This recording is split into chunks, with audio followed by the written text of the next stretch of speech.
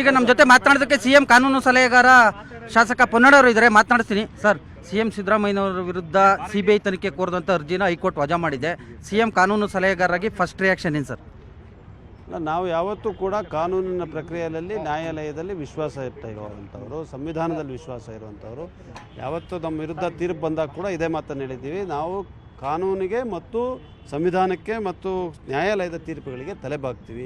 ಅವತ್ತು ತಲೆಬಾಗಿದ್ದೇವೆ, ಇವತ್ತು ಕೂಡ ತಲೆಬಾಗ್ತೀವಿ. ನಾವು ಇವತ್ತು ಆ ತೀರ್ಪನ್ನು ಸ್ವಾಗತ ಮಾಡ್ತೇವೆ. CBIಗೆ ಹೋಗುವಂಥ ಯಾವ ಅಂಶಗಳು ಕೂಡ ಈ ಪ್ರಕರಣದಲ್ಲಿ ಇಲ್ಲ. ಇದು ರಾಜಕೀಯ ಪ್ರೇರಿತವಾದಂಥ ಪ್ರಕರಣ.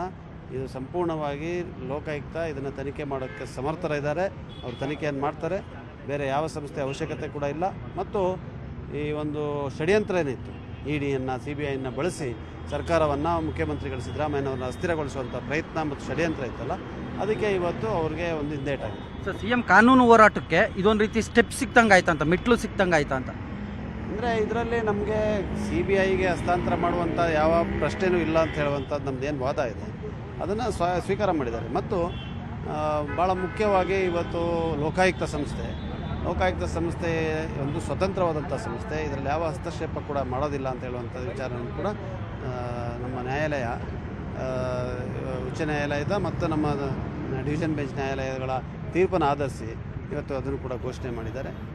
ಮತ್ತು ಲೋಕಾಯುಕ್ತ ತನಿಖೆ, ಇವಾಗವರೆಗೂ ನಡೆದಿರುವಂಥ ತನಿಖೆ ಕೂಡ ತೃಪ್ತಿಪೂರ್ವಕ ಅಂತ ಹೇಳುವಂಥ ಮಾತನ್ನು ಕೂಡ ಹೇಳಿದ್ದಾರೆ. ಇದರಿಂದ ಇದು ಕಾನೂನಿನ ಜಯ, ಸಂವಿಧಾನದ ಜಯ. ಸರ್, ಇದು ನೆಕ್ಸ್ಟ್ ಲೀಗಲ್ ಪ್ರೊಸೀಜರ್ ಏನು ಸರ್? ಮತ್ತು ಸಿದ್ದರಾಮಯ್ಯನವರು ತಮ್ಮ ಜೊತೆ ಮಾತನಾಡಿದ್ರೆ ಏನು ಹೇಳಿದ್ರು ಸರ್? ಅದೇ ತೀರ್ಪು ಆದಂಥ ಸಂದರ್ಭದಲ್ಲಿ ನಾನು ಮುಖ್ಯಮಂತ್ರಿಗಳ ಮನೆಯಲ್ಲೇ ಇದ್ದೆ. ಆ ತೀರ್ಪು ಯಾವ ರೀತಿ ನಡೀತು ಅಂತ ಹೇಳೋದನ್ನು ಅವರಿಗೆ ಗಮನಕ್ಕೆ ತರುವಂಥ ಕೆಲಸವನ್ನು ಮಾಡಿದ್ದೇನೆ. ಅವರು ತೀರ್ಪನ್ನು ಕಾನೂನಿನ ಎಲ್ಲ ಸಂದರ್ಭದಲ್ಲೂ ಕೂಡ ಕಾನೂನಿನ ಪಾಲನೆಯನ್ನು ಮಾಡಬೇಕು ಅಂತ ಹೇಳುವಂಥದ್ದೇನಿದೆ, ಅದಕ್ಕೆ ಸ್ವಾಗತ ಮಾಡಿದ್ದಾರೆ. ಮತ್ತು ಯಾವತ್ತೂ ಯಾವುದೇ ತನಿಖೆಯಿಂದ ಆಗಲಿ, ಯಾವುದೇ ವಿಚಾರಣೆಯಿಂದ ಆಗಲಿ ಹಿಂಜರಿಯುವಂಥ ಪ್ರಶ್ನೆ ಇಲ್ಲ. ಅದನ್ನು ನಾವು ಪದೇ ಪದೇ ಹೇಳ್ತಾ ಇದ್ದೀವಿ. ಅದರಿಂದ ಅದಾಗಲಿ, ಆದರೆ ಕಾನೂನಾತ್ಮಕವಾಗಬೇಕು. ರಾಜಕೀಯ ಪ್ರೇರಿತವಾಗಿ ಯಾವುದೋ ದುರುದ್ದೇಶದಿಂದ ಯಾರಿಗೂ ತೊಂದರೆ ಕೊಡಬೇಕು ಅಂತ ಹೇಳುವಂಥದ್ದು ಏನು ಇವತ್ತು ನಡೀತಾ ಇದೆಯಲ್ಲ ಪ್ರಯತ್ನ, ಅದಾಗಲಿ. ಕೊನೆಯದಾಗಿ ಸರ್, ವಿಪಕ್ಷಗಳು ಆರೋಪ ಅಂದರೆ ಹೇಳಿಕೆಯನ್ನು ಕೊಟ್ಟಿದ್ದಾವೆ. ಅಂದರೆ ಸಿಎಂ ಸಿದ್ದರಾಮಯ್ಯ ನಿರಪರಾಧಿ ಅಂತ ಏನು ಜಡ್ಜ್ಮೆಂಟ್ ಕೊಟ್ಟಿಲ್ಲ, ಆದರೆ ಯಾಕೆ ಇಷ್ಟು ಸಂಭ್ರಮ ಪಡ್ತಾ ಇದ್ದಾರೆ ಅಂತ? ಯಾರು ಪಡ್ತಾ ಇಲ್ಲ. ಈಗೇನು ನಾನು ಸಂಭ್ರಮ ಪಡ್ತಾ ಇದ್ದೀನಿ, ಪಟಾಕಿ ಹೊಡಿತಾ ಇದ್ದೀವಿ. ಅದೆಲ್ಲ ಅವರ ಸಂಸ್ಕೃತಿ.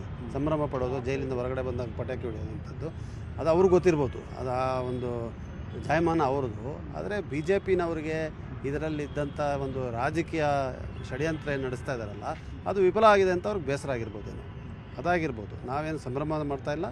ಕಾನೂನಿಗೆ ತಲೆಬಾಗ್ತೇವೆ, ಸಂವಿಧಾನಕ್ಕೆ ತಲೆಬಾಗ್ತೇವೆ, ಮತ್ತು ಯಾವುದೇ ರೀತಿಯಾದಂಥ ಕಾನೂನಾತ್ಮಕ ಪ್ರಕ್ರಿಯೆಗಳಲ್ಲಿ ನಾವು ಪಾಲ್ಗೊಳ್ತೀವಿ ಅಂತ ಮೊದಲಿಂದ ಹೇಳಿದ್ದೀವಿ, ಇವತ್ತು ಕೂಡ. ಇದಿಷ್ಟು ಸಿಎಂ ಕಾನೂನು ಸಲಹೆಗಾರ ಪೊನ್ನಣ್ಣನವರ ಸ್ಪಷ್ಟ ನುಡಿಗಳು. ಕ್ಯಾಮ್ರಾಮನ್ ಶ್ರೀನಿವಾಸುಲು ಜೊತೆ ಹೆಬ್ಬಾಕ ತಿಮ್ಮೇಗೌಡ, ನ್ಯೂಸ್ 18 ಕನ್ನಡ, ಬೆಂಗಳೂರು. ಕನ್ನಡಿಗರ ಮೆಚ್ಚಿನ ನಿಮ್ಮ ನ್ಯೂಸ್ 18 ಕನ್ನಡ ಈಗ ವಾಟ್ಸ್ಆಪ್ನಲ್ಲಿಯೂ ಲಭ್ಯ. ಕರ್ನಾಟಕ ಮತ್ತು ದೇಶ ವಿದೇಶದ 360 ಡಿಗ್ರಿ ಸುದ್ದಿ ವಿವರವನ್ನ ನೀವು ನಿಮ್ಮ ಕೈ ಬೆರಳುಗಳಲ್ಲಿಯೇ ಪಡೆಯೋದಿಕ್ಕೆ ಈ QR ಕೋಡ್ ಅನ್ನ ಸ್ಕ್ಯಾನ್ ಮಾಡಿ. ನಮ್ಮ ಚಾನೆಲ್ ಅನ್ನ ಫಾಲೋ ಮಾಡಿ, ನೋಟಿಫಿಕೇಶನ್ ಆನ್ ಮಾಡಿ.